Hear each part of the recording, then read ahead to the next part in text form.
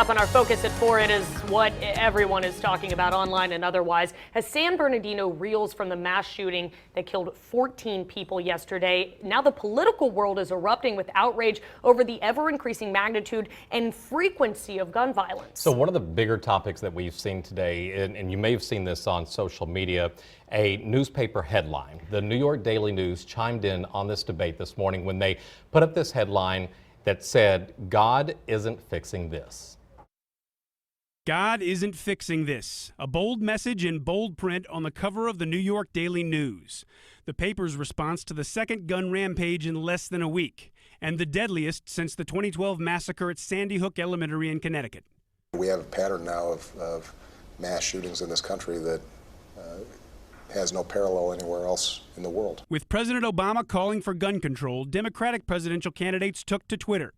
Hillary Clinton writing, "I refuse to accept this as normal. We must take action to stop gun violence now."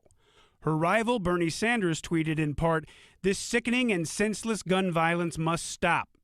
Dr. Ben Carson also using strong language. Again, another hate crime in San Bernardino. Less than a week ago, we had the shooting in Colorado. Donald Trump started his Virginia rally with a moment of silence, and other GOP candidates tweeted out messages of thoughts and prayers for the victims and their families. Language that Democratic Senator Chris Murphy seemed to take issue with. A staunch advocate of gun control ever since the Sandy Hook massacre in his home state of Connecticut, he tweeted, "Your thoughts should be about steps to take to stop this carnage. Your prayers should be for forgiveness if you do nothing again." I'm Reed Binion reporting. Clearly, a lot of people have a lot of thoughts about this. Here's some comments that our viewers have posted on our Facebook page in relation to this story. Jacob S. says, quote, "God isn't fixing this due to the fact that we as a nation as a whole have exonerated him from everything. We have completely lost our faith in him because we say he's not protecting us from ourselves. People have come to some certain belief that God will protect us even when we turn our backs on him. Look at what happens to those who followed him and did that biblically." Again, that is a comment from a viewer, Jacob S. We have one more we want to share with you. Andrew E. He says, "This is exactly what is wrong with our country, turning our back to God. And prayer is not the answer. Politics are politics, and using prayer as a ploy to impose power of words between one political party to another is nonsensical and petty.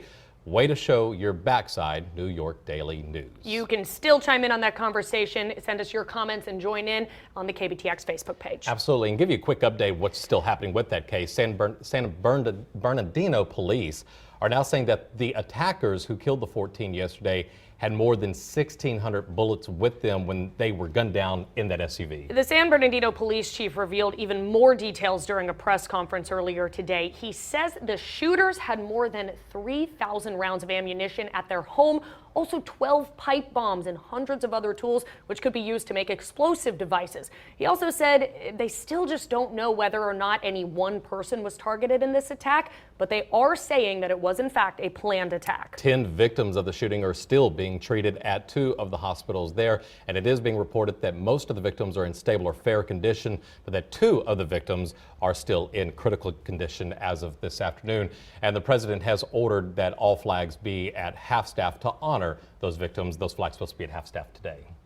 The president also says it's possible that this massacre was related to terrorism, but still right now authorities aren't saying that. All right, we're going to have much more on that coming up on the CBS Evening News at 5:30. Absolutely.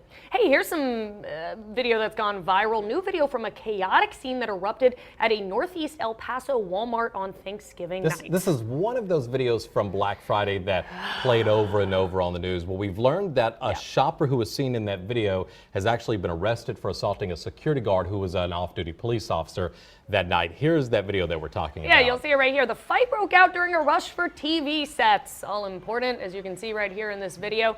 The video was captured by Adolfo E. Arzaga, who uploaded it to his Facebook page. Yikes. It's got like 10 million views in less than 24 hours. Well, the suspect that apparently went in and tried to take the TV from the woman, he kept fighting with the officer, and he was charged. It's a 23-year-old guy. He was charged with assault on a public servant. The officer was struck by the suspect apparently several times in the chest. The officer was telling him to stop, and this shopper, I don't know, getting that TV craze. Wow. It's ridiculous. That is ridiculous. It's ridiculous. But yeah, young guy there, 23 years old. I mean, now he's got this charge of assaulting an officer on there. For what? For what? For a TV. Come on. How good of a deal is that? Yeah, We'll see. Exactly. Okay, this is a great story. I love this one here. Our producer found a Michigan woman's trip to the supermarket. It has gone viral for all the right reasons. For all the right reasons, right? Lisa Aldridge went to the store to pick up a cake for her sister's birthday, and check out a photo of the cake. This is what she got. Look at this, the white frosted cake. It's got pink icing on the edges, and then you see how that's written, Happy Birthday, Mandy? It doesn't look so great. But here's the story behind this. The woman who posted this photo said she went to the store, there was an employee in the bakery, looked like a bakery employee, so she asked to write that on the cake, and the employee did. The customer took the cake, said thank you, and then went right to the cashier. Absolutely. So she didn't really look at it until she walked away. So she said once she saw it, she kind of laughed nervously, but she went to the checkout. She didn't really care how the cake looked. But it was at the checkout that she found out why it was so special. And it took a minute. A lot of employees were coming up, taking photos of it. But the cashier put her arm on Lisa's shoulder and said, "The girl who wrote that has autism. Thank you for smiling and thanking her. Even though she's not supposed to write on cakes, you probably made her day." And I think she did an all right job. Look at that. She could have thrown a fit. Yeah. She could have been a diva about it. She could have demanded her money back. Yeah. But said thank you, it carried on, and turns out, it probably was the right thing to do. Absolutely. And how much E more for meaningful? effort. How much more meaningful does that make that? And then so much more meaningful to the 70,000 times that this has been shared, and maybe the millions of people who have now seen this. And Love ending this segment on that kind of a Yes. note. Good stuff there. We've got the right response that's still coming up, and another look at the forecast.